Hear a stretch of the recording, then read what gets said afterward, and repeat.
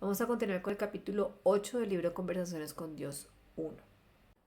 Buenos días, buenas tardes, buenas noches. Yo soy la doctora Nanda. Esta es mi vida desde mi perspectiva.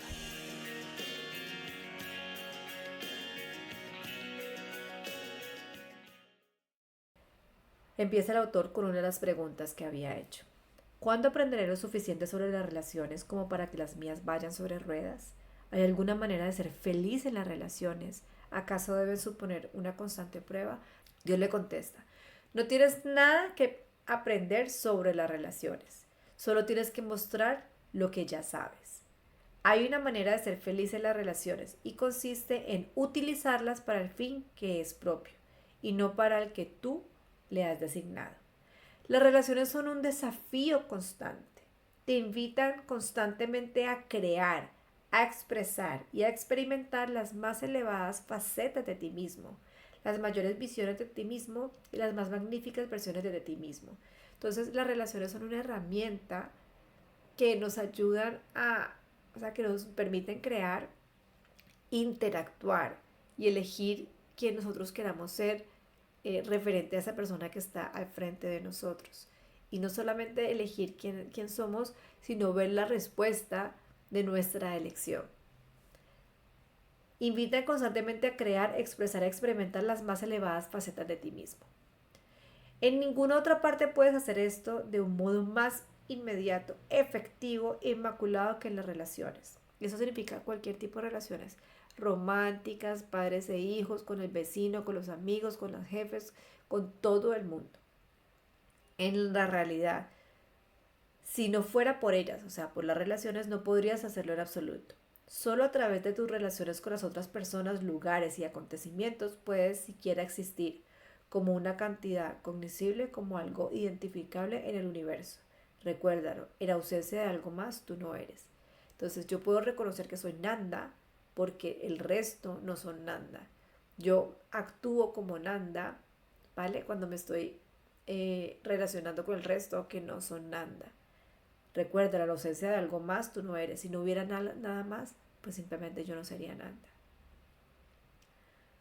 Si no hubiera alguien más alto, pues yo no sería más baja. Si no hubiera una derecha, pues yo no estaría en la izquierda. Solo eres lo que eres en relación a otra cosa que no es. Así es en el mundo de lo relativo, o sea, en el mundo de lo físico. A diferencia del mundo de lo absoluto en el que yo habito. Cuando entiendes esto con claridad, cuando lo comprendes en profundidad, entonces bendices intuitivamente todas y cada una de tus experiencias. Todo encuentro humano, y especialmente las relaciones personales humanas, pues las ves como algo constructivo en su más alto sentido. Y ves que pueden utilizarse, que deben utilizarse y que se utilizan, lo quieras o no, para construir quién tú realmente eres. Entonces las relaciones nos sirven para construirnos, como queramos o no, como nosotros queramos ser. Esta construcción puede ser una magnífica creación de tu propio designio consciente o una configuración estrictamente casual.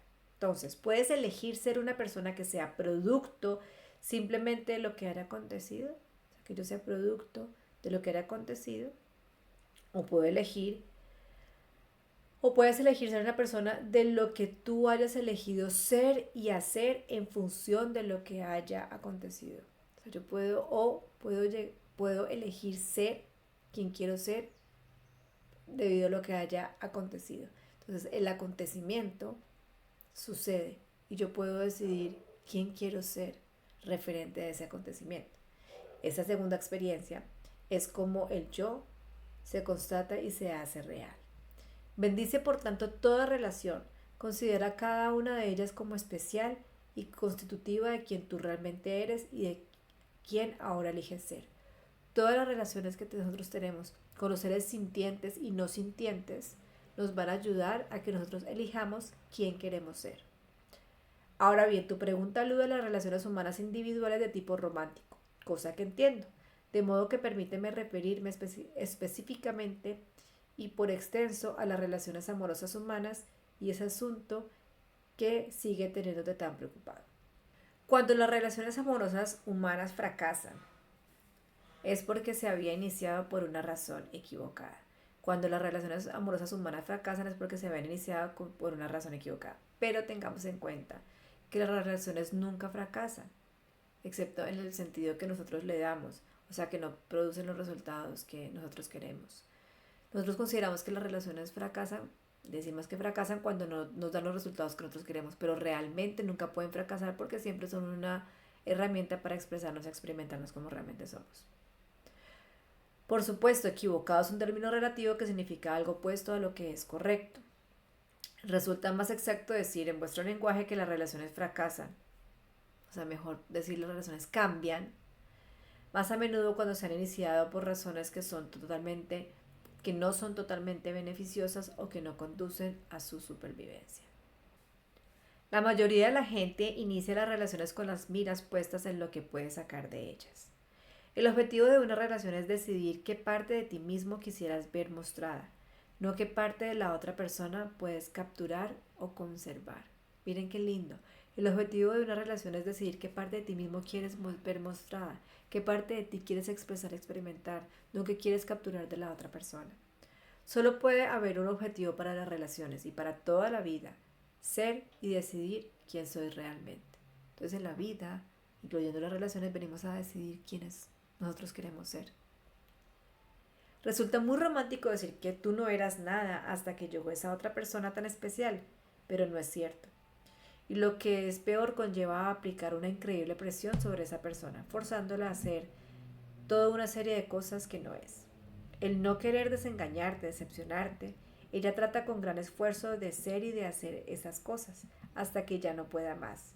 Y ya no puede encajar en el retrato que te has forjado de él o de ella. Ya no puede desempeñar el papel que les has asignado. Entonces surge el resentimiento y después la ira. Entonces resulta muy lindo decir, es que yo no era nadie hasta que llegó Pepito. Y yo le digo, Pepito, es que tú no eras nadie hasta que llegaste. Entonces Pepito va a sentir como una necesidad de seguir siendo eso que yo creo que él es.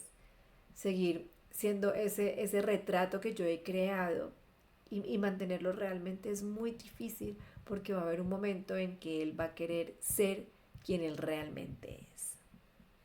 Entonces surge el resentimiento y la ira. Finalmente, para salvarse a sí mismo y para salvar la relación, esa otra persona empieza a recuperar su auténtico yo, actuando más de acuerdo con quien realmente es. Y es en ese momento, más o menos, cuando dices que realmente ha cambiado. Una vez esa persona vuelve a recuperar y a expresar, a experimentar quién verdaderamente es y deja de ser quien yo quería que fuera, quien yo pensaba que era, entonces yo voy a decir, ¿cómo cambió? Esa persona cambió, ya no es el que yo conocí.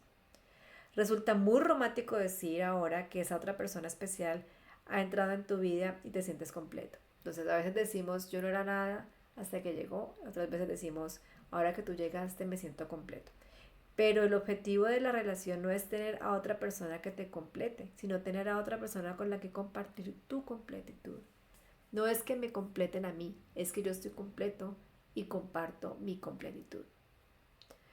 He aquí la paradoja de todas las relaciones humanas. No necesitas a una determinada persona para experimentar plenamente quién sois, y a la vez, sin otros, no sois nada. Ambas cosas son armónicas en la oración. No necesitas a nadie para poder expresar y experimentar quién eres realmente, pero sin los demás no somos nada. Recuerden que estamos en el mundo de lo relativo, donde en la ausencia de lo que no eres, lo que eres no eres. Para saber que yo soy alto, debe haber algo bajo. Para saber que está a la derecha, debe existir la izquierda. Aquí radica a la vez el misterio y el prodigio. La frustración y la alegría de la experiencia humana. Se requiere un profundo entendimiento y una voluntad total para poder vivir en esta paradoja de un modo que tenga sentido. Y observo que muy pocas personas lo hacen. La mayoría de vosotros iniciáis vuestras relaciones en los primeros años de madurez, con esperanza, plenos de energía sexual y un corazón abierto de par en par, y el alma alegre e ilusionada.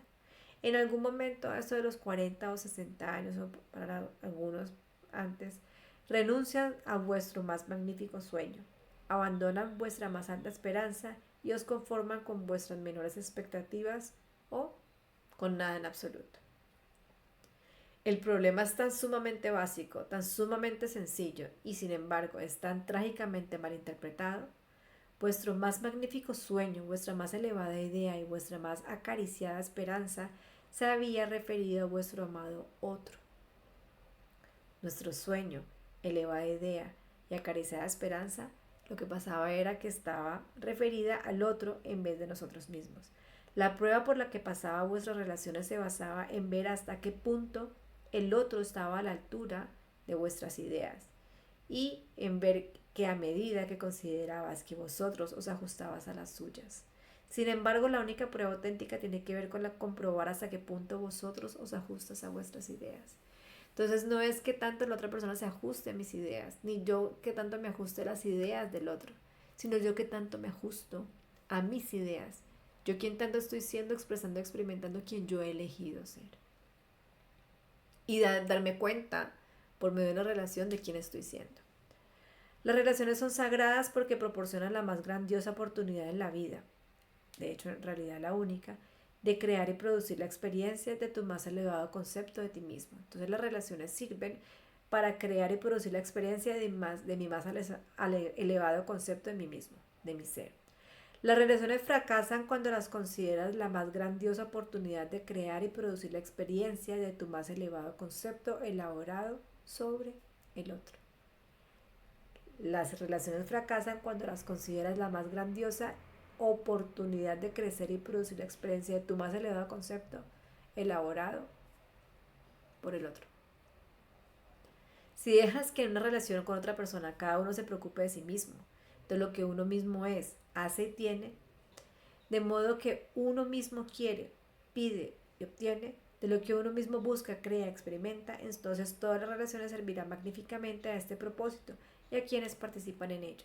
Cuando nosotros seamos conscientes y utilicemos las relaciones para crearnos a nosotros mismos, para experimentar, obtener, pedir lo de uno mismo, y eso que está haciendo uno mismo, pidiendo, experimentando, creando, lo comparte con el otro, entonces se lleva a cabo el propósito real de las relaciones, que es crearse a uno mismo.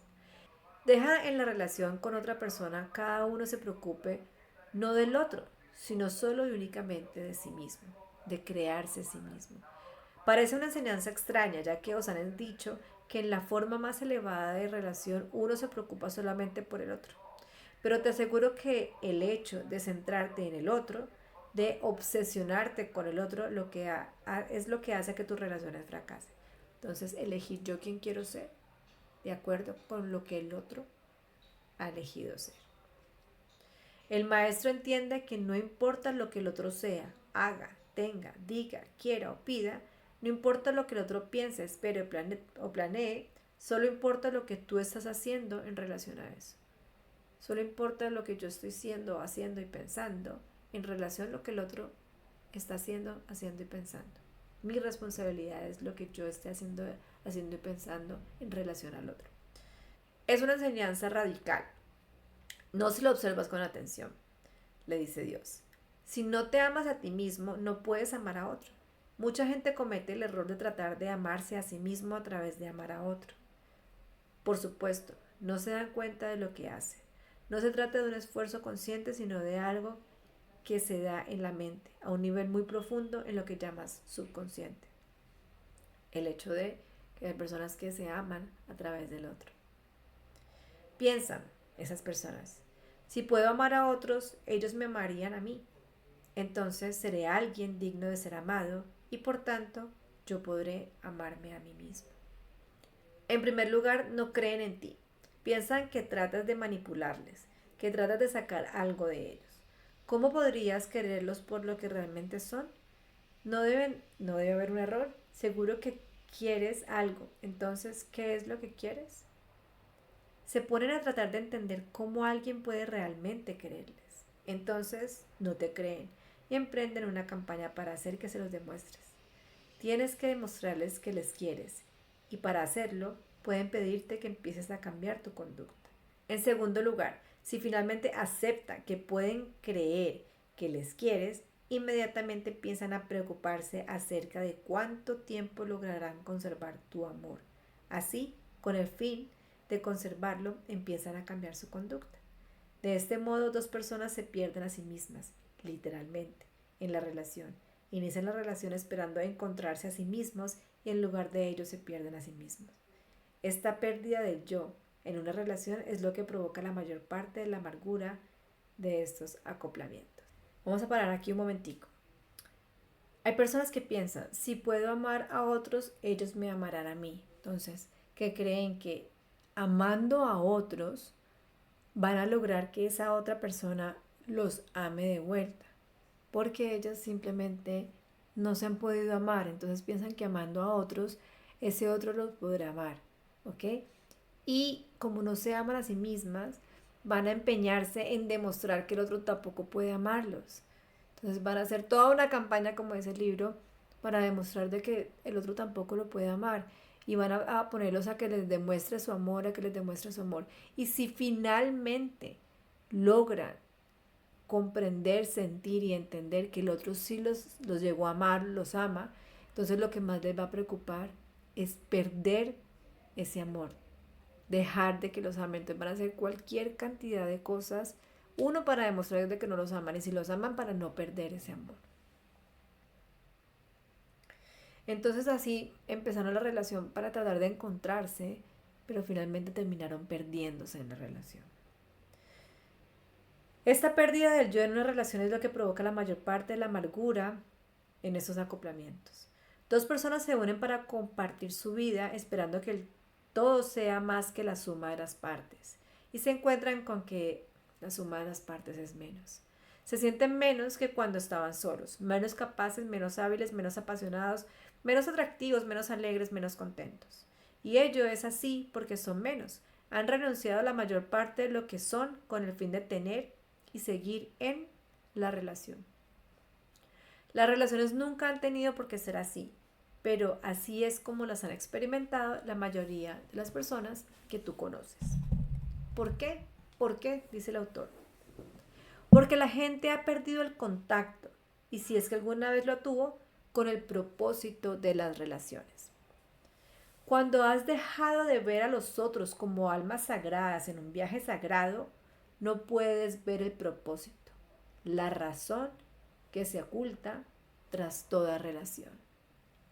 El alma ha venido al cuerpo y el cuerpo ha venido a la vida con el propósito de evolucionar.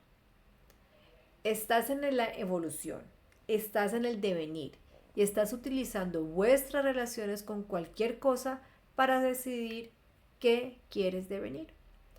Esa es la tarea que habéis venido a realizar aquí. Esa es la alegría de crearse a sí mismo, o de concederse a sí mismo, o de llegar a ser conscientemente lo que uno quiere ser. Eso es lo que significa ser consciente de uno mismo. Has traído a tu yo al mundo relativo para poder disponer de las herramientas con las que conocer y experimentar quién tú realmente eres.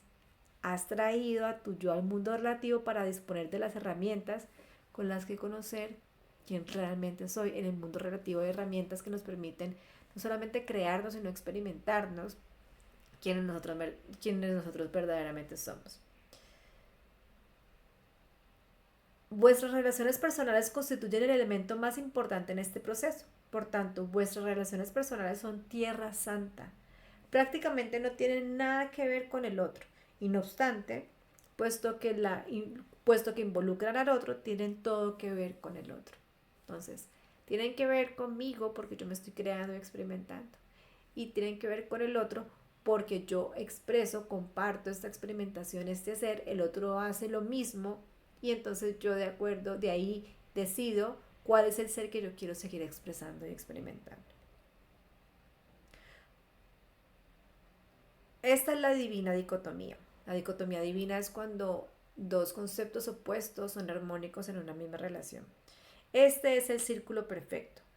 Así, no constituye una enseñanza tan radical afirmar: bienaventurados los que se encuentran en sí mismos, porque ellos conocerán a Dios. Puede que no sea un mal objetivo en tu vida conocer la parte más elevada de ti mismo y permanecer centrado en ella. Tu primera relación, pues, debe ser contigo mismo. Debes aprender primero a honrarte, cuidarte y amarte a ti mismo. Esa es la primera relación. Debes verte primero a ti mismo como estimable para poder ver al otro como tal. Debes verte primero a ti mismo como bienaventurado para poder ver al otro como tal. Debes verte primero a ti mismo como santo para poder reconocer la santidad al otro. Verme estimable, verme bienaventurada y verme santa, primero a mí misma, para poder reconocer eso en los demás. Si colocas el carro delante de los bueyes, como muchas religiones te piden que hagas, y reconoces al otro como santo antes de reconocerte a ti mismo como tal, un día te resentirás. Si hay algo que ninguno de vosotros puede tolerar es que alguien sea más santo que vosotros. Sin embargo, vuestras religiones os enseñan a considerar a los demás más santos que vosotros. Y eso es lo que hacéis, aunque solo durante algún tiempo, pues luego los crucificas. Entonces, ver nuestra santidad. ¿Se acuerdan que Jesús decía, todo lo que yo hago lo pueden hacer ustedes? Entonces, reconocer nuestra santidad antes de reconocer la santidad de otro. Y si llegamos a reconocer la santidad de otro, primero reconocer que nosotros también podemos llegar a esa santidad. Solamente por elección. Habéis crucificado de una manera u otra a todos mis maestros, no solo a uno. Los habéis hecho no porque fueran más santos que otros, sino porque los habéis hecho pasar por tales cosas. Todos mis maestros han traído el mismo mensaje. El mensaje no es yo soy más santo que tú. El mensaje que traen los maestros es tú eres tan santo como yo. Este es el mensaje que no habéis sido capaces de escuchar. Esta es la verdad que no habéis sido capaces de captar. Y esta es la razón por la que nunca os podéis enamorar realmente puramente de otra persona, pues nunca os habéis enamorado realmente puramente de vosotros mismos. Así, deja que te diga algo. Céntrate ahora y siempre en ti mismo. Observa lo que tú eres, haces y tienes en cualquier momento dado y no lo que pasa con otro.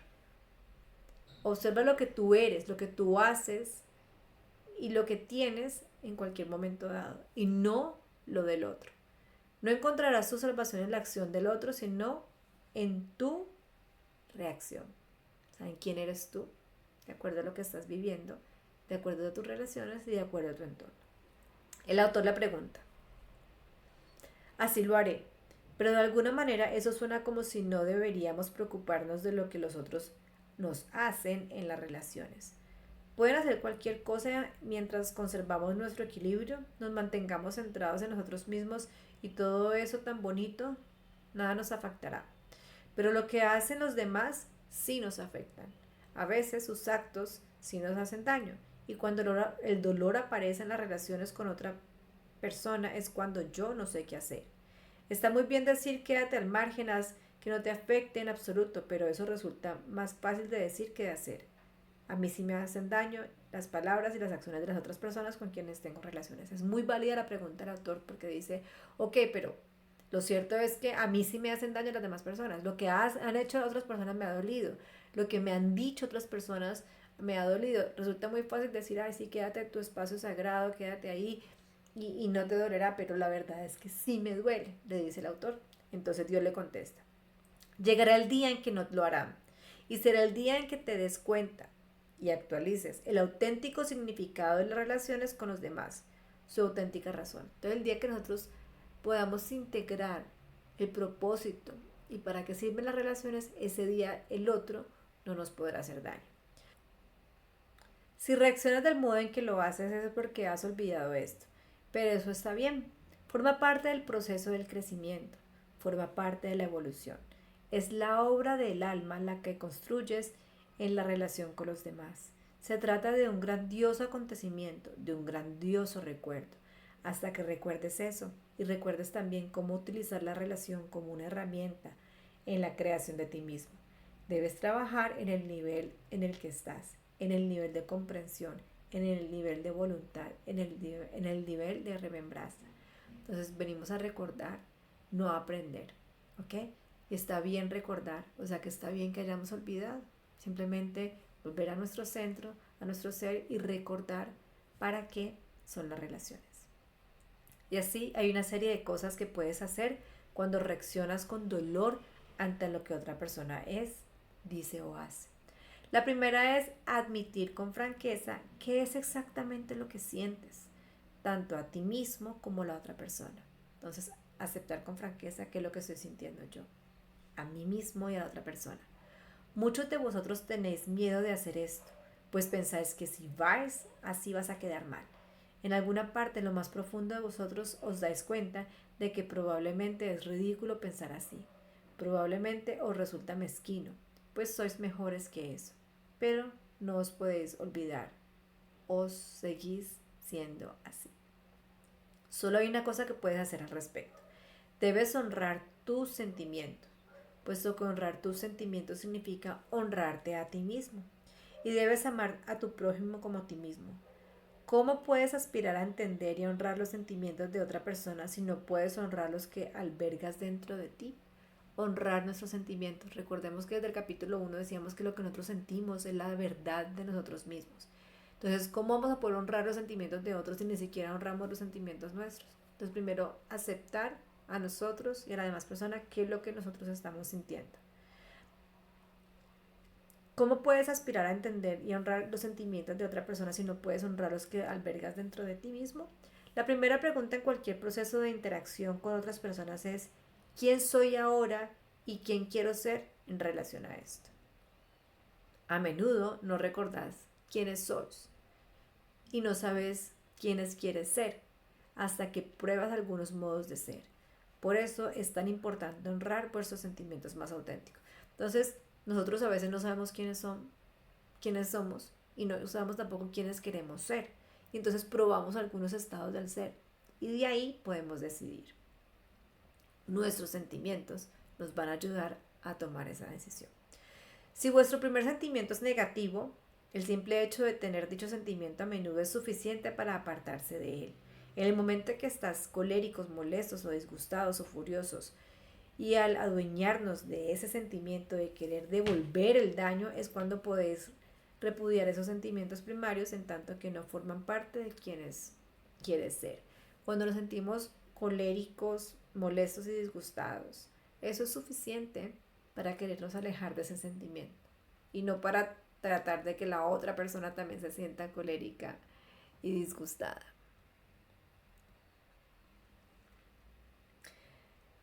El maestro es aquel que ha vivido lo suficiente de tales experiencias como para saber por adelantado cuál es su elección definitiva. No necesita probar nada. Entonces nosotros a veces probamos estados del ser para probar en cuál queremos ser, pero el maestro ya ha pasado por tantos, ha hecho introspección en tantos, en cada uno de ellos, que ya ha elegido cuáles quiere y cuáles no quiere. Ya ha llevado antes esa ropa y sabe que no le queda bien. No es la suya, y puesto que la vida de un maestro está dedicada a la constante actualización y constatación del yo, tal y como uno mismo sabe que es, nunca albergará sus sentimientos que no le quedan bien. He aquí porque los maestros se muestran imperturbables frente a lo que los demás llamarían calamidades.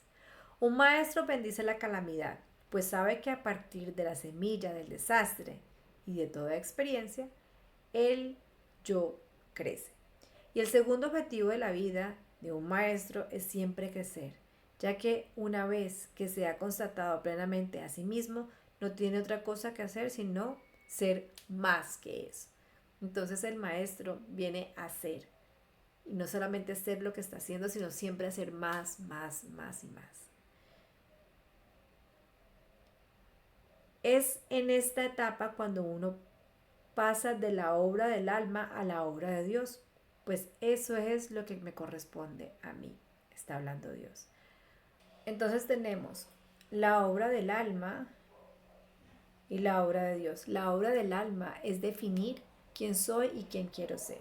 Y la obra de Dios es la de los maestros, que es todo sirve, inclusive las calamidades, para crecer. Y siempre se podrá hacer más. ¿Ok? Supondré a efectos de vuestro análisis que el momento en que estás es en la obra del alma, le dice Dios al autor. Estás todavía tratando de constatar y de actualizar quién realmente eres, haciendo que sea real. La vida, yo, te dará abundantes oportunidades para crear. Recuerda que la vida no es un proceso de descubrimiento, sino de creación. Puedes crear quien tú realmente eres una y otra vez. Eso sería la obra del alma. En realidad lo estás haciendo cada día. Sin embargo, tal y como ahora son las cosas, no siempre responderás de la misma manera. Frente a una experiencia externa idéntica, puedes que un día decidas ser paciente, amable y cariñoso respecto a ella y el otro día puede que decidas enfadarte y ser desagradable y estar triste. El maestro es aquel que siempre responde de la misma manera y esa manera es siempre la opción más elevada. Los maestros son predecibles porque ellos siempre saben cómo van a responder porque ya han elegido quiénes son y siempre van a responder de la forma más elevada. En eso el maestro es inmediatamente previsible. Por el contrario, el discípulo es totalmente imprevisible. Se puede comprobar si alguien se encuentra en camino hacia la maestría simplemente observando con qué grado de previsibilidad escoge la opción más elevada en respuesta a cómo reacciona a una determinada situación. Cada vez que nosotros vamos a estar más evolucionados, vamos siempre a elegir cómo responder a las situaciones con anterioridad porque ya hemos elegido el estado del ser que nosotros queremos, ya sabemos quiénes somos y quiénes queremos ser y siempre vamos a ser predecibles. El que aún no ha llegado a la maestría puede ser que en una situación sea paciente y después se le presente una situación similar o parecida y ya no sea tan paciente. Le dice el autor y por supuesto, eso nos lleva a una cuestión. ¿Cuál es la opción más elevada? Dios le contesta. Se trata de una pregunta sobre la que han dado vueltas las filosofías y las teologías del hombre desde el principio de los tiempos. Si la pregunta te interesa realmente es que ya estás en tu camino hacia la maestría, ya que lo cierto es que la mayoría de las personas les interesa otra pregunta totalmente distinta. No cuál es la opción más elevada, sino cuál es la opción más beneficiosa o bien cómo puedo reducir mis pérdidas al mínimo. Entonces la persona más evolucionada, una pregunta más elevada es ¿cuál es la opción más elevada? Y la mayoría de las veces, y me incluyo, nos hemos preguntado más cuál es la opción en que menos voy a tener pérdidas, en la que menos voy a sufrir, en la que es más beneficiosa. Continúa Dios. Cuando se vive la vida desde el punto de vista del control de las pérdidas y la optimización de los beneficios, se pierde el auténtico beneficio de la vida. Se pierde la oportunidad, se pierde la posibilidad. Y ello porque una vida vivida de este modo es una vida vivida con temor. Y esa vida afirma una mentira sobre nosotros. Vivir con temor, el temor es un pensamiento promotor que atrae, a lo que te resistes persiste. Puesto que no sois temor, sois amor. El amor que no necesita protección no puede perderse. Pero nunca lo sabréis por experiencia propia si seguís respondiendo a la segunda pregunta y no a la primera, ya que solo una persona que piensa que hay algo que ganar o perder se plantea la segunda pregunta. Y solo una persona que contempla la vida de un modo distinto, que se ve a sí misma como un ser elevado, que entiende que lo importante no es ganar o perder, sino únicamente amar o dejar de amar, solo esa persona se plantea la primera pregunta. Quien se hace la segunda pregunta afirma yo soy mi cuerpo. Quien se hace la primera afirma yo soy mi alma. Quien tenga oídos para oír, que oiga. Pues te aseguro que en el momento crítico de toda relación humana solo hay una pregunta. ¿Qué haría el amor ahora? Ninguna otra cuestión es importante, ninguna otra cuestión es significativa, ninguna otra cuestión tiene la menor importancia para vuestra alma. Entonces llevamos las preguntas, ¿quién soy yo? ¿Quién estoy siendo yo? ¿Quién quiero ser? Y ahora, ¿qué haría el amor? Para encontrar nuestra opción más elevada. Llegamos ahora a un punto de delicada interpretación, ya que este principio de la acción basada en el amor ha sido muy mal interpretado y esta mala interpretación ha dado origen a resentimientos, enfados, lo cual a su vez ha hecho que muchos se desvíen del camino. Durante siglos os han enseñado que la acción basada en el amor se deriva de la decisión de ser, hacer y tener cualquier cosa que produzca mayor bien al otro. Eso es lo que nos han dicho, que hacer algo amoroso es lo que hagamos para que esté bien el otro. Pero te aseguro que la lección más elevada es la que produce el mayor bien para ti mismo. La opción más elevada es que produzca el bien para nosotros mismos. Sigamos. Al igual que toda verdad espiritual profunda, esta afirmación se presenta inmediatamente a ser mal interpretada. El misterio se aclara un poco en el momento en que se decide cuál es el mayor bien que podría hacerse a uno mismo. Y cuando se ha elegido la opción absolutamente más elevada, el misterio desaparece, el círculo se completa y el mayor bien para uno mismo se convierte en el mayor bien para el otro. Entonces, cuando yo elijo la opción más elevada, cuando yo logro encontrar cuál es esa opción más elevada, ese bien que voy a hacer, que voy a decir, que voy a pensar, siempre será un bien para mí y para los demás. La opción más elevada siempre va a ser beneficiosa para todos los implicados. Entender esto te puede llevar varias vidas, e incluso varias más para ponerlo en práctica, ya que esta verdad gira en torno a otra aún mayor. Lo que te haces a ti mismo, se lo haces al otro. Lo que le haces al otro, te lo haces a ti mismo. Ayer estábamos en una lectura del equipo de la humanidad y concordamos en que en este momento la idea principal en que más debemos trabajar es en entender y comprender de que todos somos uno y expresarnos y experimentarnos de esa forma. A pesar de que somos individualizados y somos diferentes, no significa que no seamos uno. Mi corazón es diferente a mis pulmones, mis ojos es diferente a mi nariz, pero hacen parte de un mismo ser que soy yo, Nanda. Entonces ser diferentes no significa que no pertenezcamos a la unidad, ¿ok? Entender esto nos puede llevar vidas y expresar o experimentarlas muchas vidas más. Y eso es así porque tú y el otro sois uno solo. Y eso es así porque no hay nada más que uno. Tú. Todos los maestros que han transitado por vuestro planeta lo han enseñado. En verdad, os digo, que los hacéis a uno, lo que hacéis a uno de mis hermanos más pequeños, me lo haces a mí. Sin embargo, para la mayoría de las personas se ha quedado simplemente en una gran verdad esotérica, con escasa aplicación práctica. Y en realidad se trata de la verdad esotérica con mayor aplicación práctica de todos los tiempos. En las relaciones con los demás es importante recordar esta verdad, pues sin ella las relaciones os resultan más difíciles. Volvamos a las aplicaciones prácticas de ese saber y dejemos por el momento su aspecto puramente espiritual y esotérico. Entonces estamos en quiénes somos, quiénes queremos ser, qué haría el amor, somos todos uno. Lo que me hago a mí se lo hago al otro, lo que le hago al otro lo hago a mí. Muy a menudo, con la anterior interpretación, la gente, bien intencionada y en muchos casos muy religiosa, hacía en sus relaciones lo que consideraba que sería lo mejor para la otra persona. Lamentablemente, lo que todo esto produjo en muchos casos, en la mayoría de los casos, es un continuo abuso o maltrato de parte de la otra persona y continuas disfunciones en las relaciones.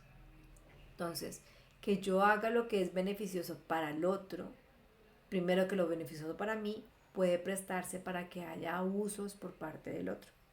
Finalmente, la persona que trataba de hacer lo correcto para con el otro, perdonar enseguida, mostrar compasión, hacer continuamente la vista gorda ante determinados problemas y comportamientos, se convertía en una persona resentida, colérica, desconfiada e incluso se sentía así respecto a Dios. Pues, ¿cómo puede un Dios justo pedir ese sufrimiento, esa tristeza y ese sacrificio interminables, aunque sea en nombre del amor? La respuesta es que Dios no pide eso. Dios pide únicamente que te incluyas a ti mismo entre aquellos a quienes amas, incluirme a mí mismo en la lista de quienes yo amo. Pero Dios aún va más lejos. Dios propone y aconseja que te incluyas primero, a ti primero. Y lo hago reconociendo plenamente que algunos de vosotros llaman a esto blasfemia y en consecuencia no lo consideran mi palabra y que otros harán algo que quizás sea peor, aceptar que es mi palabra y malinterpretarla, distorsionarla para sus propios fines y para justificar sus actos impíos. Entonces, lo que Dios nos sugiere es que nos coloquemos a nosotros en la lista de quienes nosotros más amamos y además nos coloquemos primero. Estas palabras pueden ser malinterpretadas y algunos dirán que son blasfemia.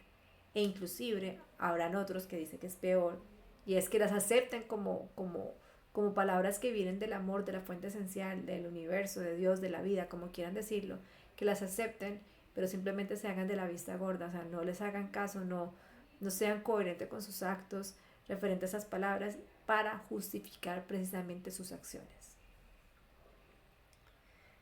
Te lo aseguro, ponerte a ti mismo en primer lugar, en su más elevado sentido, nunca llevará a realizar un acto impío. Entonces, colocarse en primer lugar, pero siempre desde el sentido más elevado.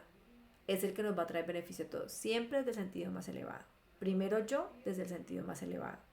Por tanto, si te has sorprendido a ti mismo cometiendo un acto impío como resultado de haber hecho lo que es mejor para ti, la confusión no está en haberte puesto a ti mismo en primer lugar, sino en no haber entendido bien qué es lo mejor para ti.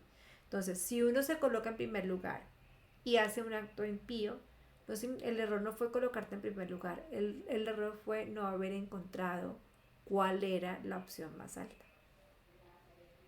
Por supuesto, determinar qué es lo mejor para ti requerirá que determines también qué es lo que pretendes hacer. Para saber qué es lo mejor para mí, necesito saber mi propósito, qué es lo que quiero hacer. Se trata de un paso importante que mucha gente ignora. ¿Qué tramas? ¿Cuál es tu propósito en la vida? Sin responder previamente a esta pregunta, la cuestión de qué es lo mejor para ti en unas circunstancias dadas seguirá siendo un misterio. Desde un punto de vista práctico, prescindiendo de nuevo de lo esotérico, si buscas mejor para ti en aquellas situaciones en las que se abusa de ti o eres maltratado, como mínimo lograrás que cese el maltrato. Y eso será bueno para ti y para la otra persona que maltrata, ya que también es maltratada ella en tanto que se le permita continuar con su maltrato.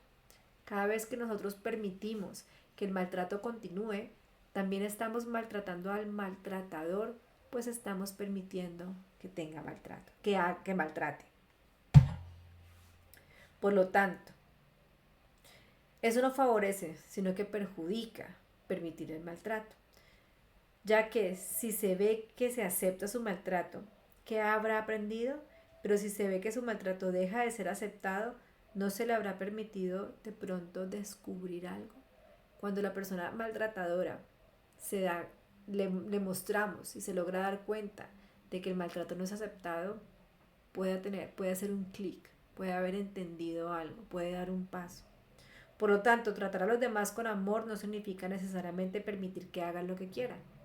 Por lo tanto, el amor no significa permitir que el otro haga conmigo lo que él quiera. En este caso específico, maltratar. Los padres lo aprenden muy pronto con respecto a sus hijos, pero los adultos no lo aprenden con la misma rapidez con respecto a otros adultos, ni las naciones con respecto a las otras naciones. No se debe permitir que proliferen los déspotas, sino que hay que poner fin al despotismo. Así lo exige el amor hacia uno mismo y el amor hacia el déspota. Esta es la respuesta a tu pregunta. Si el amor es todo lo que hay, ¿cómo podría jamás el hombre justificar la guerra? A veces el hombre debe ir a la guerra para realizar la más grandiosa afirmación de quién es realmente aquel que abomina la guerra. Hay almas que han decidido ir a la guerra para poder decidir si abominan o no la guerra. A veces el hombre debe ir a la guerra para realizar la más grandiosa afirmación de quién es realmente aquel que abomina la guerra. Hay ocasiones en que para poder ser quien realmente eres, debes renunciar a ser quien realmente eres. Hay maestros que lo han enseñado así. No puedes tener todo hasta que no estás dispuesto a renunciar a todo.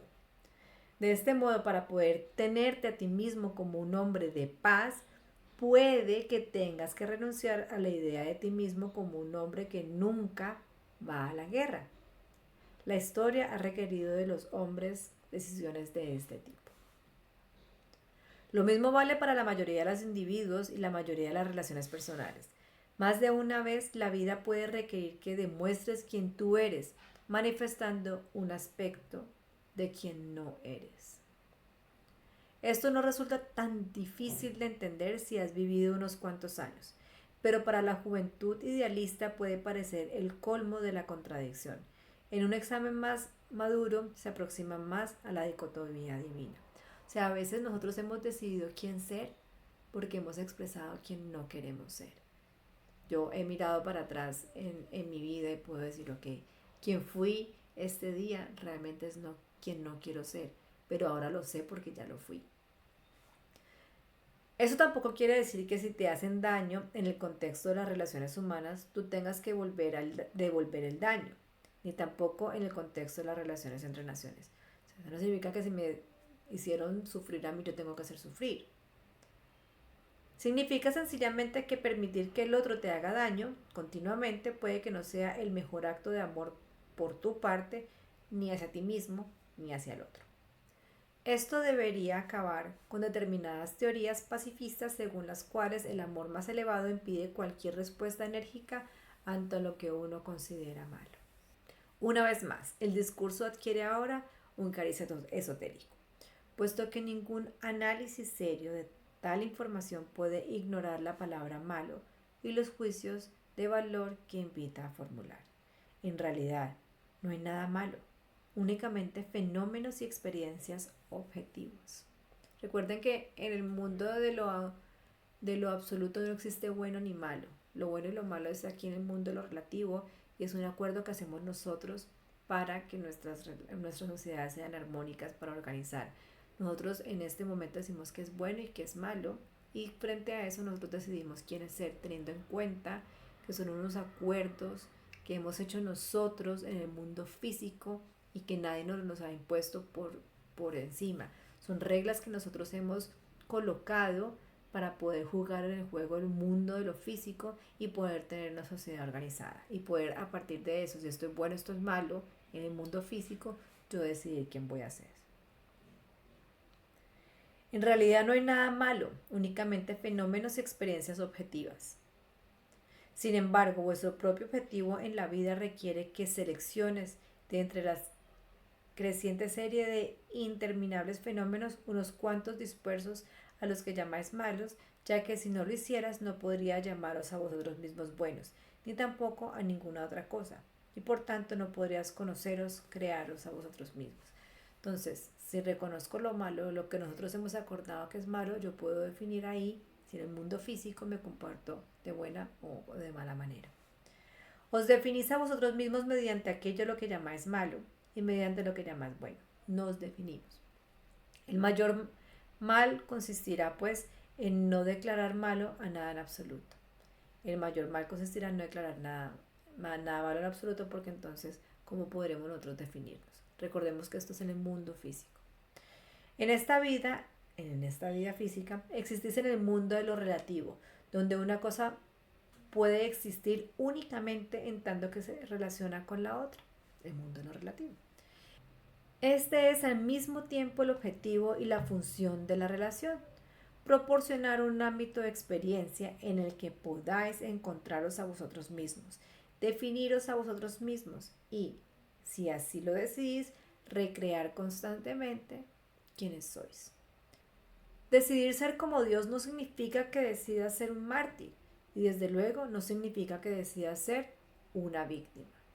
En vuestro camino hacia la maestría, una vez eliminada toda posibilidad de dolor, daño y pérdida, sería bueno reconocer que el dolor, el daño y la pérdida forman parte de vuestra experiencia y decidir quiénes sois en relación con todo ello. Es cierto que lo que los demás piensan, digan o hagan a veces te hará daño hasta que deje de hacerlo.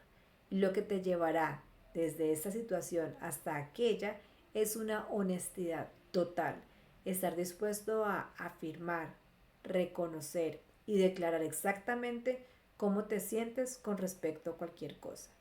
Di tu verdad con amabilidad, pero completamente. Vive tu verdad gentilmente, pero de modo pleno y consecuente.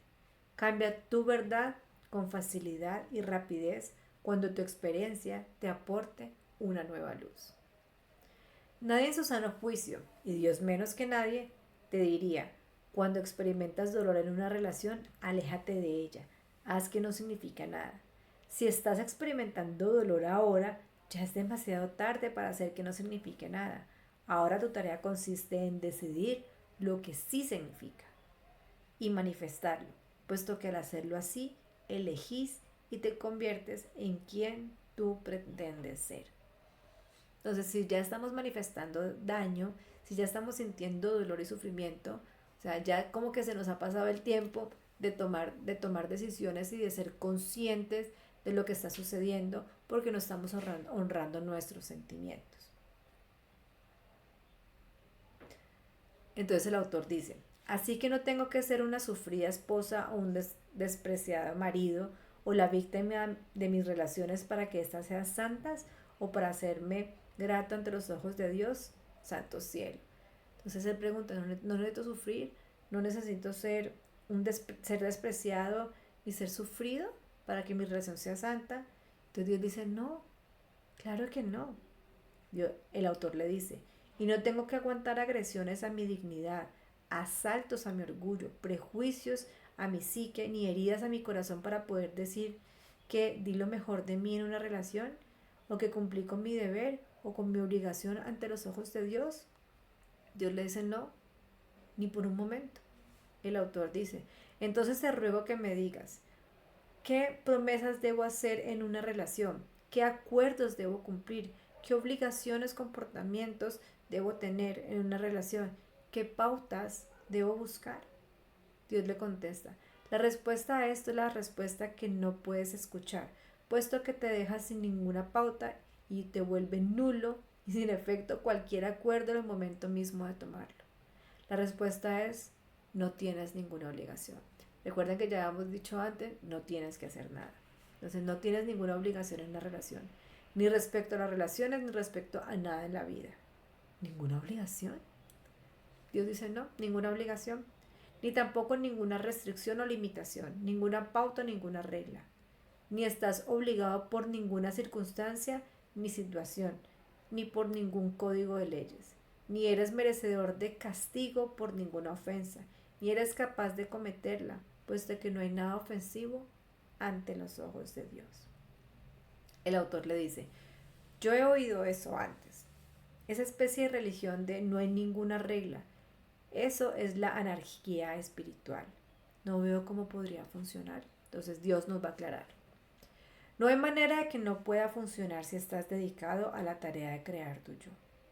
Sí, por el contrario, te imaginas que estás dedicado a la tarea de tratar de ser lo que algún otro quiere que seas, la ausencia de reglas o pautas pondría ciertamente las cosas más difíciles.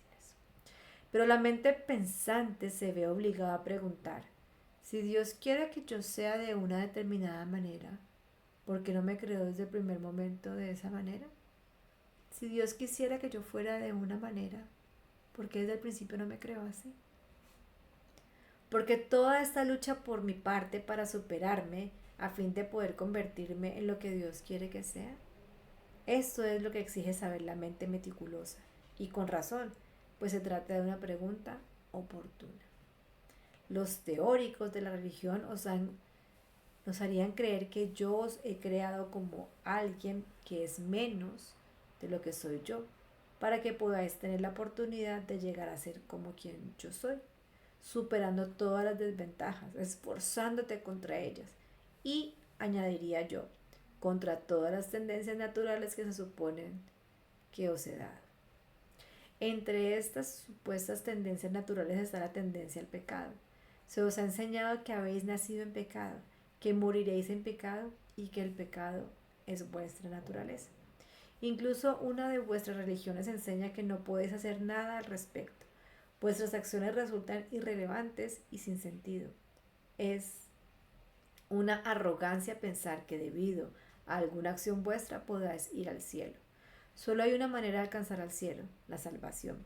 Y no es a través de vuestra iniciativa, sino por la gracia de Dios que os concede a través de la aceptación de su Hijo como intermediario suyo.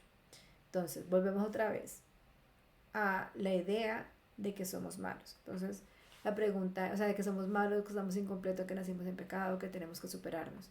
Entonces, la pregunta súper válida que me encanta es, si Dios quisiera que yo fuera de tal u otro modo, pues no me hubiera más vale creado así y no me pondría yo a tratar de hacer todos los esfuerzos posibles para llegar a superarme, llegar a ser más, que es lo que Dios cree.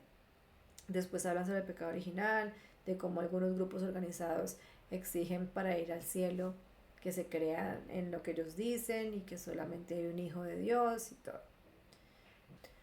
Una vez hayas hecho esto, estás salvado. O sea, una vez hayamos hecho lo que los grupos organizados dicen que hagamos, entonces nos dirán que estamos salvados.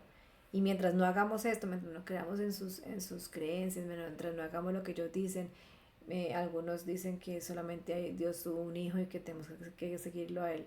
Entonces esos grupos dicen, mientras no hagan eso, nada de lo que podáis hacer, ni la vida que lleven, ni las decisiones que tomen, ni ninguna iniciativa de vuestra voluntad al esforzarse por mejorarse o por ser dignos, tiene algún efecto y ejerce la menor influencia.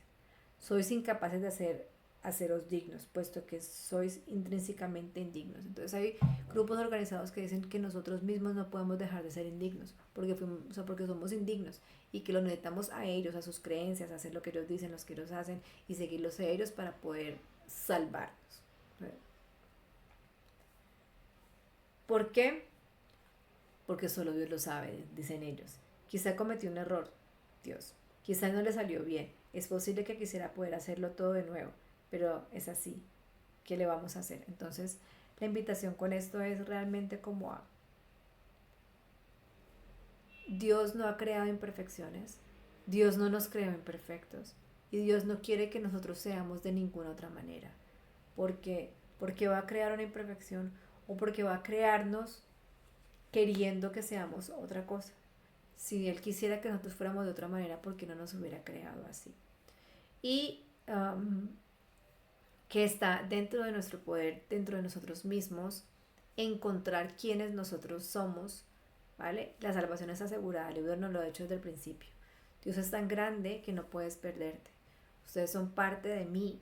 Simplemente se individualizaron, están viviendo una experiencia en el mundo físico, pero eso no significa que han dejado de ser parte de mí. Ustedes son la individuación de Dios y Dios no puede dejar de ser Dios. Entonces ustedes van a volver a mí porque realmente nunca han partido, están viviendo en el mundo de las ilusiones. Entonces, como que pasemos por el filtro de nuestro corazón la creencia de que nosotros tenemos que mejorar, que tenemos que ser mejores, o de pronto lo que nos sugiere el libro es de recordar quiénes nosotros realmente somos, nuestra magnificencia, nuestro poder creador, y más vale experimentar nuestro poder creador y vivir nuestra propia creación. Es como bajemos barreras y pasemos eso por el filtro del corazón y quedémonos con las creencias que más nos resuenan. Entonces el autor le dice, te estás burlando de mí, y Dios le dice, no, vosotros están burlando de mí. Decís que yo, Dios, creé seres intrínsecamente imperfectos y luego les pedí que fueran perfectos bajo la amenaza de condenarlos. Hay muchos grupos en que nos hacen sentir de que somos imperfectos y que Dios nos pide que seamos perfectos. Les dice, ¿acaso no es una burla que yo los haya creado imperfectos y que les pida ser perfectos? También están diciendo que en algún momento, tras varios miles de años de experiencia del mundo, me aplaqué. Decís que a partir de entonces ya no tenéis necesariamente que ser buenos, sino que simplemente habías de sentiros malos cuando no estabais siendo buenos y aceptar como vuestro salvador al único ser que siempre podía ser perfecto, satisfaciendo de este modo mi hambre de perfección. ¿Será que Dios tiene hambre de perfección? ¿Será que Dios tiene necesidad de perfección? ¿O será que todo es ya perfecto? Decís que mi Hijo, al que llamáis el único perfecto, os ha salvado de vuestra propia imperfección, la imperfección que yo os di. En otras palabras, el Hijo de Dios os ha salvado de lo que hizo su Padre. Así es como vosotros, muchos de vosotros decís que yo lo he establecido. Y ahora, ¿quién se está burlando de quién? Me encanta esta parte que dice, en otras palabras, el Hijo de Dios os ha salvado de lo que hizo su Padre. O sea, realmente el Hijo de Dios vino a salvarnos de lo que directamente Dios hizo, que fuimos nosotros. Respiremos, bajemos barreras, no tienen que contestarlo ya, no sean reactivos a su respuesta, llévenla a su corazón, medítenla, escríbanla, tómense varios días, varias horas, hasta que realmente encuentren una respuesta dentro de su ser que sea conforme a la agenda de su alma y a lo que su corazón les dice. Es la segunda vez en este libro que pareces lanzar un ataque frontal al fundamentalismo cristiano. Estoy sorprendido, dice el autor. Tú has elegido la palabra ataque, dice Dios. Yo simplemente he abordado la cuestión. Y la cuestión, por cierto, no es el fundamentalismo cristiano, como tú dices. Es toda la naturaleza de Dios y de la relación de Dios con el hombre. La cuestión ha surgido porque estábamos tratando el asunto de las obligaciones en las relaciones y en la propia vida. No puedes creer en una relación libre de obligaciones porque no puedes aceptar quién y qué eres realmente. A una vida de completa libertad, tú la llamas anarquía espiritual y yo la llamo la gran promesa de Dios. Solo en el contexto de esta promesa puede completarse el magnífico plan de Dios. No tienes ninguna obligación en tus relaciones, tienes únicamente oportunidades. Las oportunidades, no las obligaciones, constituyen la piedra angular de la religión, la base de toda espiritualidad. En tanto que lo veas de la otra manera, no lo entenderás.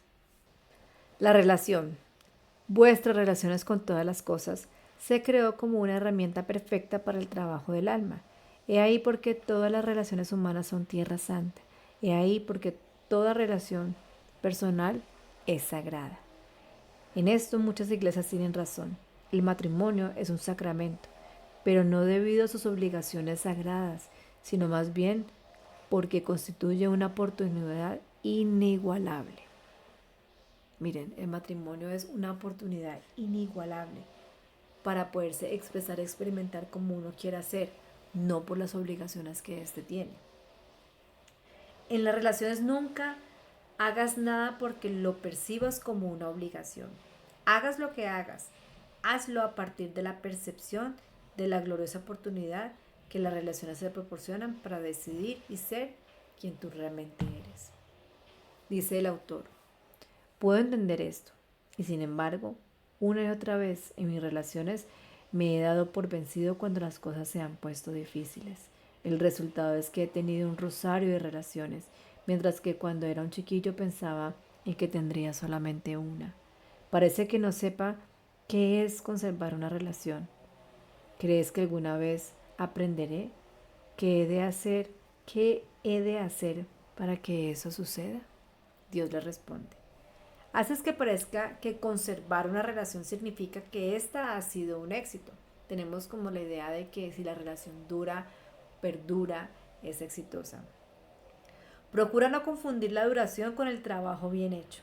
Recuerda que tu tarea en este planeta no consiste en ver cuánto tiempo puedes mantener una relación, sino en decidir y experimentar quién tú realmente eres. Esto no es un argumento a favor de las relaciones de breve duración, pero tampoco hay necesidad que sean de larga duración. Sin embargo, aunque no hay tal necesidad, se pueden decir muchas cosas de ellas. Las relaciones de larga duración proporcionan notables oportunidades para el crecimiento mutuo y la expresión mutua y la mutua satisfacción, y en ello radica su propia recompensa. Los celos, se dice el autor.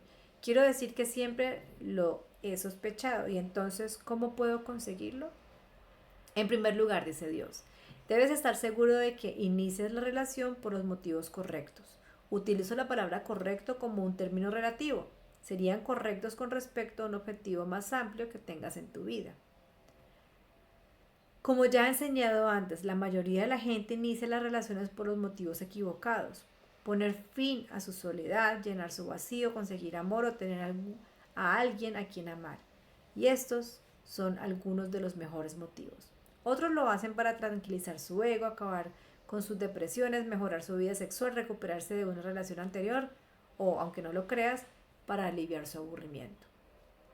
Ninguno de estos motivos funcionará, y a menos que con él tampoco tenga lugar algún cambio dramático, la relación no irá bien. Yo no he iniciado mis relaciones por esos motivos, dice el autor. Permíteme dudarlo, le dice Dios. No creo que sepas por qué has iniciado tus relaciones. No creo que pensaras en ello. No creo que iniciaras tus relaciones con un propósito consciente. Creo que las iniciaste porque simplemente te enamoraste. Exacto, dice el autor. Y no creo que te detuvieras a examinar por qué estabas enamorado, le dice Dios. ¿A qué correspondía eso? ¿Qué necesidad, qué conjunto de necesidades ibas a satisfacer? Para la mayoría de la gente, el amor es una reacción a la satisfacción de una necesidad. Todo el mundo tiene necesidades. Tú necesitas una cosa y el otro otra. Y cada cual ve en el otro una posibilidad de satisfacer esa necesidad. De modo que se establece un acuerdo tácito. para realizar un intercambio. Yo te doy lo que tengo si tú me das lo que tienes. Se trata de una transacción. No decís la verdad al respecto. No decís cuánto intercambio contigo, sino cuánto te quiero y luego viene el engaño. Entonces muchas de las relaciones son iniciadas porque yo considero que la otra persona puede darme algo y yo le puedo aportar algo a la otra persona y empezamos a verlas como una transacción. Mira lo que dice, para la mayoría de la gente el amor es una reacción para la satisfacción de una necesidad y se vuelve como un intercambio. El autor le dice, ya había señalado eso antes. Sí, y tú has hecho eso antes. Y no una, sino varias veces. El autor dice, a veces este libro parece estar yendo en círculos, tocando los mismos puntos una y otra vez, en cierto modo, como la vida misma. El método aquí es que tú formulas preguntas y yo simplemente las contesto. Si formulas la misma pregunta de 3 modos diferentes, me veo obligado a seguir respondiendo a ella. Quizá es que tengo la esperanza de que salgas con una respuesta distinta, dice el autor. Cuando hablas de las relaciones, le quitas mucho romanticismo. ¿Qué tiene de malo enamorarse perdidamente sin haber pensado en ello? Nada, dice Dios. Enamórate de tantas personas como quieras, si ese es tu deseo. Pero si vas a establecer con ellas una relación para toda la vida, tal vez quieras añadir un poco de pensamiento. Por otra parte, si disfrutas pasando de una relación a otra, o lo que es peor, manteniéndolas porque crees que tienes que hacerlo, y por lo tanto viviendo una vida de callada desesperación, y si disfrutas repitiéndote esas pautas de tu pasado, sigue haciendo lo que has hecho hasta ahora. De acuerdo, dice el autor. Mensaje recibido. Eres implacable, ¿sabes? Dios dice, ese es el problema de la verdad. Recuerden que la verdad es una de las características de los mensajes de Dios. La verdad es implacable, no te dejará tranquilo. Se acercará sigilosamente a ti desde cualquier parte, mostrándote lo que realmente es. Puede llegar a ser fastidiosa. De acuerdo, dice Neil. Entonces quiero encontrar las herramientas para lograr una relación duradera. Y dices que iniciar la relación más intencionadamente es una de ellas. Sí, dice Dios. Debes asegurarte de que tú y tu pareja estáis de acuerdo con el propósito. Si ambos estáis de acuerdo a un nivel consciente de que el objetivo de vuestra relación consiste en crear una oportunidad, no una obligación, una oportunidad de crecimiento, de autoexpresión plena, de elevar vuestras vidas a un más alto potencial, de sanar cualquier falso pensamiento o idea que hayas tenido de vosotros mismos y de la unión final con Dios a través de la comunión de vuestras dos almas. Si asumes este compromiso, en vez de los que has asumido hasta ahora, la relación se habrá iniciado con un muy buen pie. Habrá tenido un muy buen principio. Sin embargo, eso no garantiza el éxito, dice Neil. Si quieres garantías en la vida, dice Dios, entonces no quieres la vida. Quieres ensayar un guión que ya ha sido escrito. Por su propia naturaleza, la vida no puede tener garantías. De ser así, todo su propósito se vería frustrado. Está bien, de acuerdo, dice Neil. Supongamos que he iniciado mi relación con este muy buen principio. ¿Cómo puedo mantenerlo? Dios le responde, reconoce y comprende que habrá desafíos y momentos difíciles. No trates de evitarlos. Dale la bienvenida, agradécelos, considéralos como unos magníficos regalos de Dios, oportunidades gloriosas de hacer lo que has venido a hacer en la relación y en la vida. En esos momentos, esfuérzate en no ver a tu pareja como el enemigo, como la oposición. En realidad, procura no ver a nadie ni a nada como el enemigo o como el problema. Cultiva la técnica de contemplar todos los problemas como oportunidades de ser y decidir quién realmente eres. Entonces el Neil le dice, sí, ok, pero esto me parece como que la vida se volvería aburrida. Le dice Dios, entonces que tienes puesta la mira muy baja, ensancha tu horizonte, Aumenta la profundidad de tu visión. Trata de ver más en ti de lo que crees que se puede ver. Trata también de ver más en tu pareja. Nunca podrá perjudicar a tus relaciones ni a nadie el hecho de que veas en los otros más de lo que te muestran, puesto que hay más, mucho más. Solo su miedo les impide mostrártelo. Si los demás notan que tú ves más en ellos, no temerán en mostrarte lo que tú evidentemente ya veías. Ver más de lo que nosotros vemos en los otros y hacerlos saber de que hay más detrás de ellos y que nosotros lo podemos ver, hace que ellos se abran a expresarlo y a experimentarlo. Eso le pasa a uno con los hijos, bueno, o me pasa a mí con mi hija, que yo veo más, que hay más allá porque la conozco también. Yo sé que hay más y siempre va a haber más. En mí puede haber personas que vean más de lo que yo veo y siempre habrá más. Pero mantener esa visión de que hay más en ese ser y hacérselo saber va a hacer que esa otra persona pueda expresar o se abra a expresar, a experimentar ese más que todavía hay. Dice el autor, las personas tienden a cumplir las expectativas de los demás, de que los demás tenemos de ellas. Algo parecido, dice Dios, aunque no me gusta usar la palabra expectativas. Las expectativas arruinan las relaciones. Digamos que las personas tienden a ver en sí mismos lo que los demás vemos en ellas. Cuanto más grandiosa sea nuestra visión, más grandiosa será vuestra voluntad de manifestar la parte de ellos que les hemos mostrado. Cuanto más grandiosa sea nuestra visión del otro, más grandiosa será su voluntad de manifestar eso que nosotros estamos viendo y que les hemos mostrado. ¿No es así como funcionan todas las relaciones auténticamente dichosas?, pregunta el autor. ¿No forma esto parte del proceso de sanación, el proceso por el cual permitimos a las personas desprenderse de cualquier falso pensamiento que haya tenido acerca de sí mismas? ¿No es esto acaso lo que yo estoy haciendo ahora con este libro contigo? Y Dios le dice sí. Y esa es la obra de Dios. La obra del alma es despertarte a ti. La obra de Dios es despertar a los demás. Y lo hacemos en la medida en que vemos a los otros como quienes son, en la medida en que recordamos quiénes son. Si yo te veo como eres, puedo ayudarte a recordar, si me lo permites, cómo eres. Y si yo expreso y experimento quién yo verdaderamente soy, y tú eres consciente de que somos uno, también podrás expresarte, experimentarte. Lo que ves en mí, te vas a dar cuenta que tú también lo puedes hacer, que tú también lo eres. Podéis hacerlo de dos maneras: recordándoles quiénes son, lo que resulta muy difícil puesto que no te creerán, y recordando quiénes vosotros sois, que es mucho más fácil, puesto que no necesitas de su creencia o basta, y sino que solamente basta con la vuestra. Entonces yo puedo ayudarte a recordar o simplemente yo misma recordar.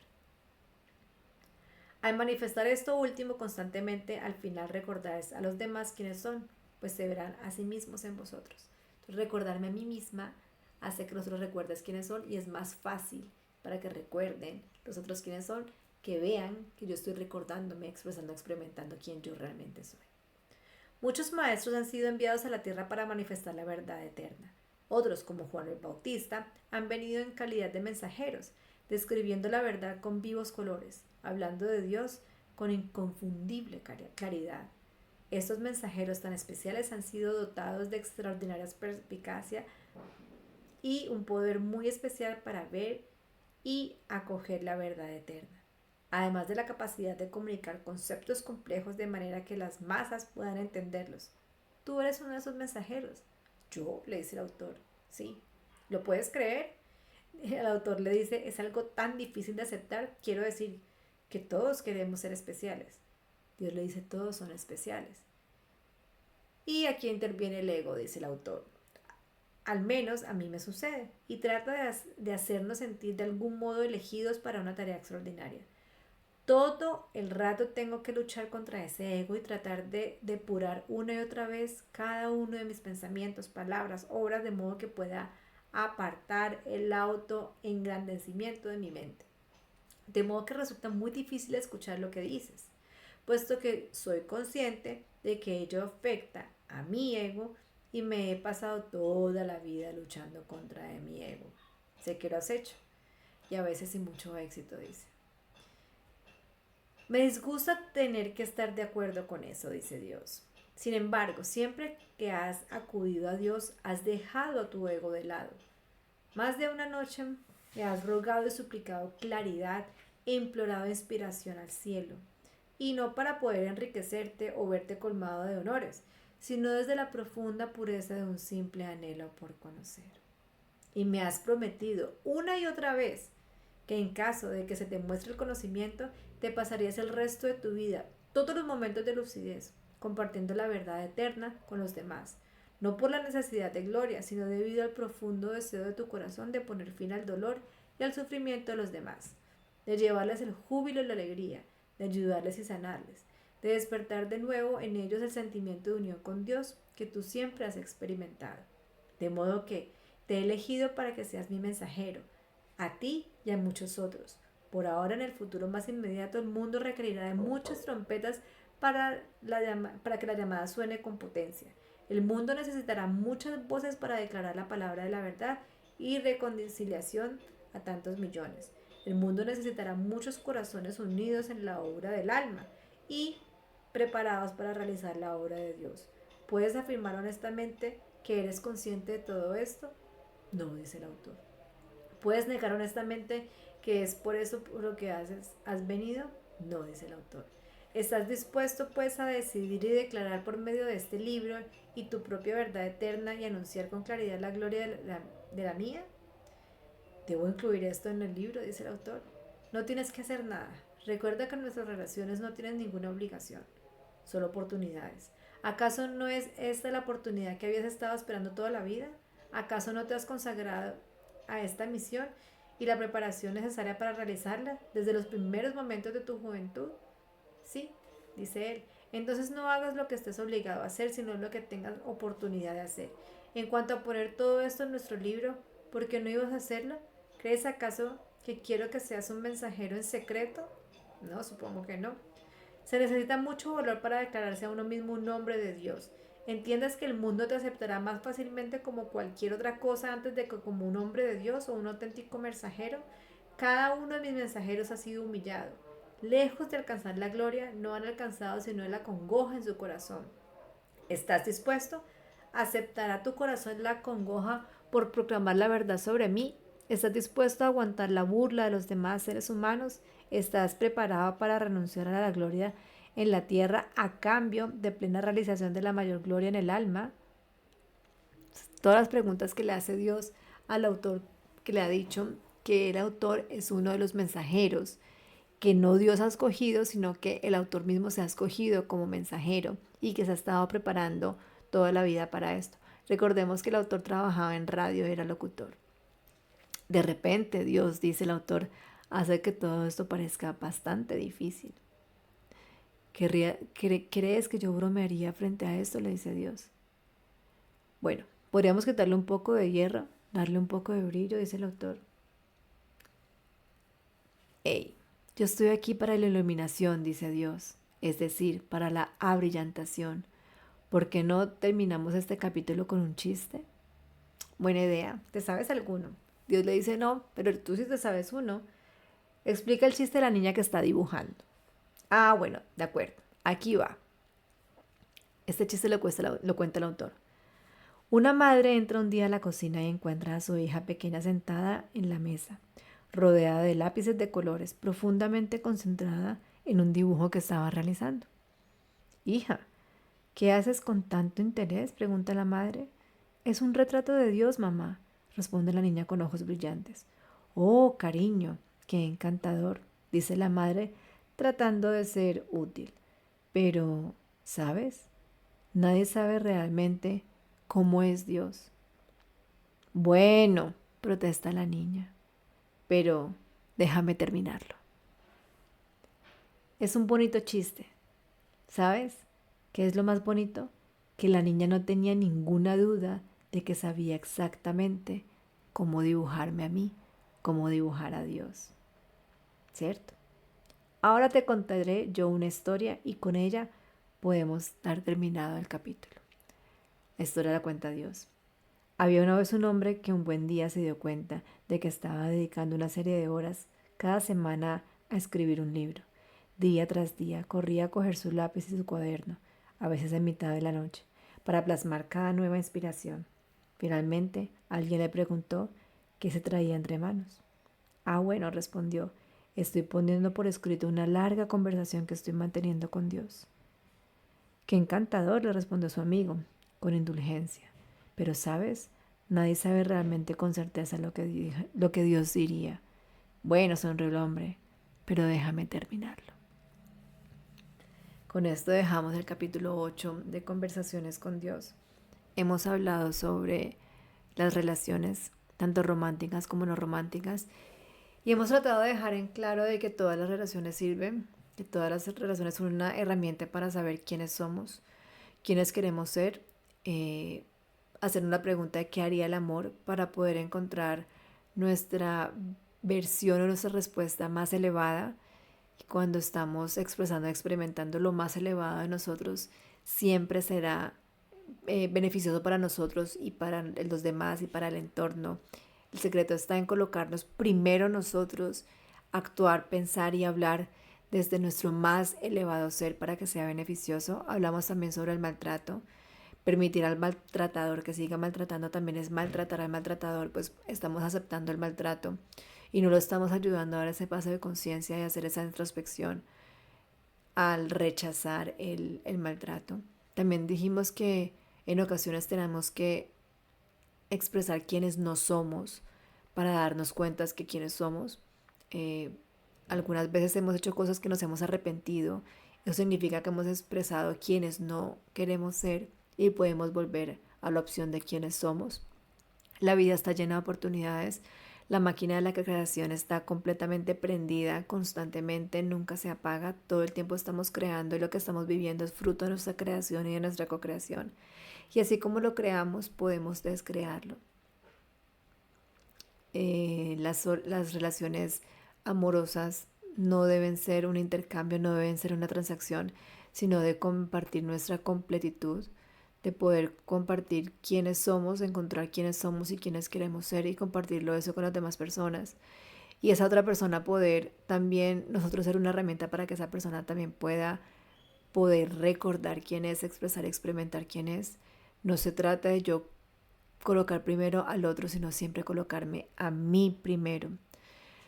Recordar quién soy ayuda a que los otros también recuerden quiénes son. Los maestros nos han dicho que también lo que ellos han hecho lo podemos hacer nosotros. También recordamos que el autor es un mensajero y que durante toda su vida ha sido preparado para esto y él no se había dado cuenta. Y finalizamos con el chiste de la niña en donde está dibujando y dice que está dibujando a Dios y su madre le dice, pero nadie ha visto a Dios, y ella le dice, pues espérate, termino. Y Dios le cambia el chiste entonces al autor y dice, había una vez un hombre que estaba escribiendo su conversación con Dios y un amigo le dijo, pero nadie ha hablado con Dios, y le dice, déjame lo termino. Con eso terminamos el capítulo número 8. Les dejo realmente de tarea que hagan la introspección de las preguntas, que es lo que a mí más me gusta de la espiritualidad, es preguntarse y preguntarse. Entonces, ¿quién estoy siendo yo ahora? ¿Quién quiero ser? ¿Y qué haría el amor? Son preguntas que desde que yo leí este libro hace muchísimos años, hace más de 10 años, me han servido para lograr encontrar cuál es el ser que quiero ser y en los momentos difíciles poder tomar la decisión de cuál es lo más elevado. Les mando un abrazo desde Colombia. Yo soy la doctora Nanda. Esta es mi vida desde mi perspectiva. Bye.